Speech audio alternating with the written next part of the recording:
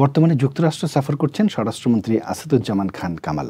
২৬ June বুধবার সন্ধ্যায় new York Jackson হাইটসের একটি পার্টি হলে নিউ ইয়র্ক মহানগর আওয়ামী লীগের আয়োজনে অনুষ্ঠিত মন্ত্রীর সম্মানে একটি সংবর্ধনা অনুষ্ঠান অনুষ্ঠিত হয়েছে। অনুষ্ঠানে উপস্থিত ছিলেন আওয়ামী লীগের বিপুল সংখ্যক নেতাকর্মীরা। অনুষ্ঠানে সভাপতিত্ব করেন নিউ ইয়র্ক মহানগর আওয়ামী লীগের সভাপতি রফিকুর রহমান। অনুষ্ঠান সঞ্চালনা করেন সাধারণ সম্পাদক এমদাদ চৌধুরী। বক্তব্য রাখেন যুক্তরাষ্ট্র আওয়ামী লীগের সভাপতি ডক্টর সিদ্দিকুর রহমান, সাধারণ সম্পাদক আব্দুস সামাদ আজাদ ও সহসভাপতি ডাক্তার মাসুদুর রহমান। অনুষ্ঠানের শুরুতেই দুই দেশের জাতীয় সঙ্গীত বাজানো হয়, পায়রা উড়িয়ে এবং কেক কেটে আওয়ামী লীগের ৭৫তম প্রতিষ্ঠা বার্ষিকী উদযাপন করা হয় অনুষ্ঠানে। স্বরাষ্ট্রমন্ত্রী আসাদুজ্জামান খান কামাল তার বক্তব্যে বলেন, নিজেদের দলের ভেতরে কোনো দলাদলি করা চলবে না, সকলকে একসাথে কাজ করার আহ্বান জানান তিনি। তারেক রহমান প্রসঙ্গে মন্ত্রী বলেন, লন্ডনে বসে দল পরিচালনা করা যায় না।